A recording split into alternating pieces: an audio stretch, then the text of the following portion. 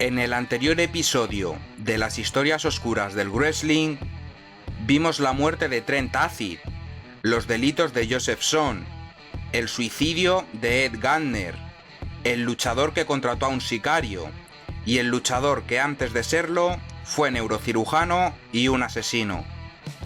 Hoy continuaremos contando algunas de estas historias, a menudo desconocidas por la mayoría de los fanáticos de la lucha libre profesional y que puede involucrar todo tipo de escándalos. De modo que aquí les traigo el 10º episodio de las historias oscuras del wrestling. Comencemos.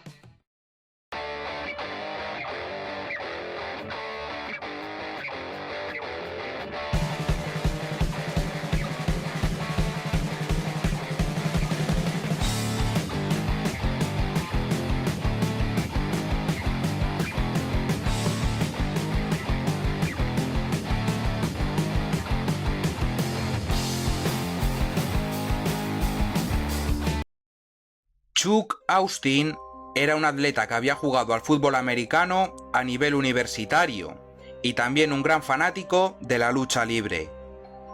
Un día coincidió en Tampa, Florida, con el espectáculo de la WWE y después de solo 6 meses de entrenamiento consiguió convencer a la gerencia para formar parte de la cartelera.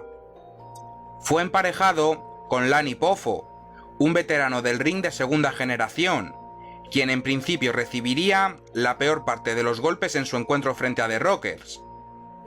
Austin afirma que ni Poffo, ni Marty Jannetty, ni Shawn Michaels le preguntaron qué podía hacer y qué no dentro del ring durante su reunión previa al choque. En mitad de la lucha, Jannetty ejecutó un Rocker Dropper, pese a que Chuck no estaba seguro de querer recibir el movimiento, y lamentablemente la maniobra salió mal.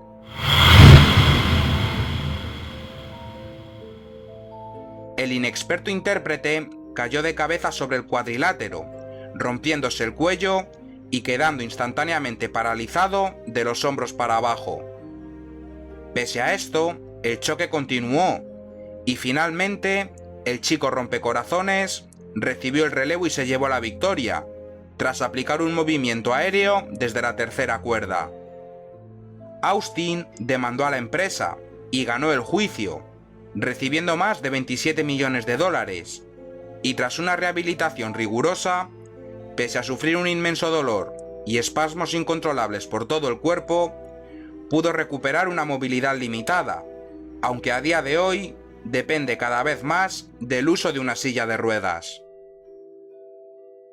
En marzo de 2011, la estrella de la lucha libre, Emilio Fabián Hernández de León, también conocido como Fabián el Gitano, fue encontrado muerto en su apartamento por miembros de su familia.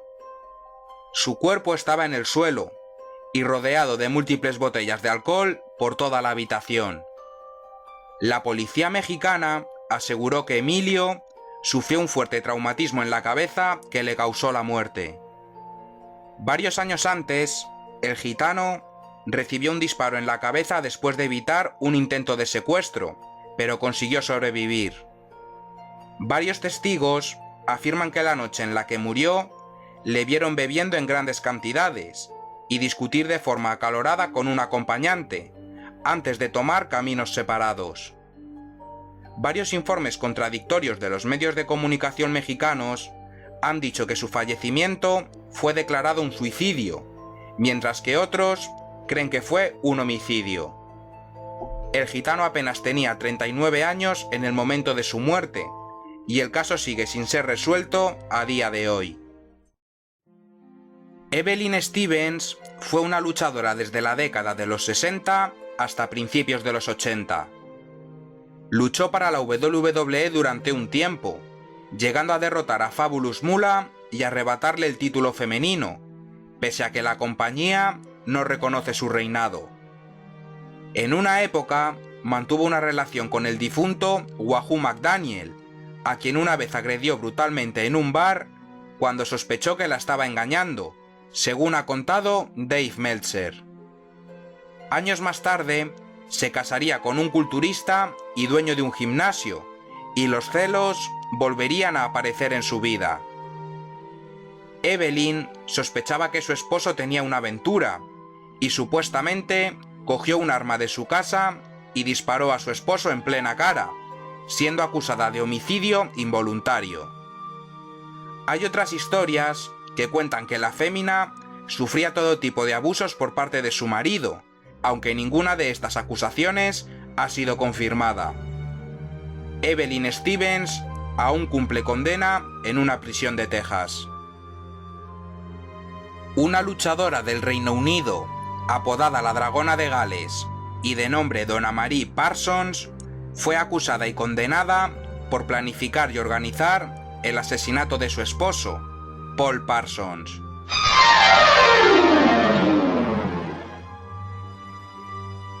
El motivo del crimen, según Donna Marie, fue porque su marido era un abusador y un pedófilo, que llegó a violar a sus 2 hijas pequeñas. Paul fue golpeado hasta la muerte por 2 hombres que usaron palancas, y luego le cortaron la garganta enfrente de su casa. Más tarde se reveló que la fémina quería cobrar la póliza del seguro de vida de su pareja, la cual era de $1 millón. Contrató a 2 jóvenes llamados Andrew Franz Stoker y Belal El Ahmed para llevar a cabo el asesinato. El plan original era cortar los frenos del coche de Paul, pero cuando el intento falló, Donna llevó a los 2 sicarios a su casa para esperar a su marido, y tras realizar el trabajo, les llevó de vuelta a sus hogares. La Dragona de Gales fue declarada culpable y recibió una sentencia de 23 años, mientras que Stoker y El Ahmed recibieron 21 y 20 años respectivamente, tras declararse culpables del crimen. La empresa japonesa de lucha ultraviolenta FMW nació en 1989 de la mano de su revolucionario creador, Atsushi Onita. Esta organización llevó la lucha libre profesional a un nivel extremo como nunca antes se había visto, llegando a entregar multitud de combates con alambre de púas explosivos, luchas en piscinas electrificadas, e incluso un infame encuentro en el que los alambres de púas que rodeaban el ring fueron incendiados, causando un enorme caos cuando el fuego cubrió todo el ring y sus participantes estuvieron cerca de morir carbonizados. Con la salida de Onita de la empresa, Soichi Arai se convertiría en el promotor y presidente de FMW desde 1995 hasta 2002. Arai quiso alejarse de la lucha hardcore y ofrecer un producto no tan agresivo y para todos los públicos, lo cual terminó siendo un fracaso y con grandes pérdidas de audiencia. Debido a esto, la empresa perdió mucho dinero y ni siquiera se podía pagar a los intérpretes, por lo que el jefe de la compañía decidió pedir prestado dinero a la Yakuza, la mafia japonesa. FMW finalmente quebró y Arai tenía una deuda millonaria con los criminales, por lo que finalmente se suicidó ahorcándose con su propia corbata en el patio de una escuela. Muchos, incluido el propio Onita, consideran que fue un acto de cobardía, al dejar a su familia en una situación muy complicada, sabiendo todo el dinero que debía. Pero sus amigos afirman que hizo esto para que su esposa e hijos cobrasen su seguro de vida, y con ese dinero pudieran por fin pagar a la Yakuza. Y bueno amigos, hasta aquí el vídeo de hoy. Espero que les haya gustado. Estas son las 5 historias que he decidido contar en este 10º episodio de las historias oscuras del wrestling. Y como ya saben, el próximo domingo tendrán una nueva entrega de estas interesantes y macabras situaciones. Dejen su like si les gustó, en comentarios cualquier opinión que quieran dar o pregunta que quieran que responda en próximos vídeos, suscríbanse para más contenido y activen las notificaciones para no perderse ninguno de mis siguientes vídeos. Un saludo y hasta la próxima.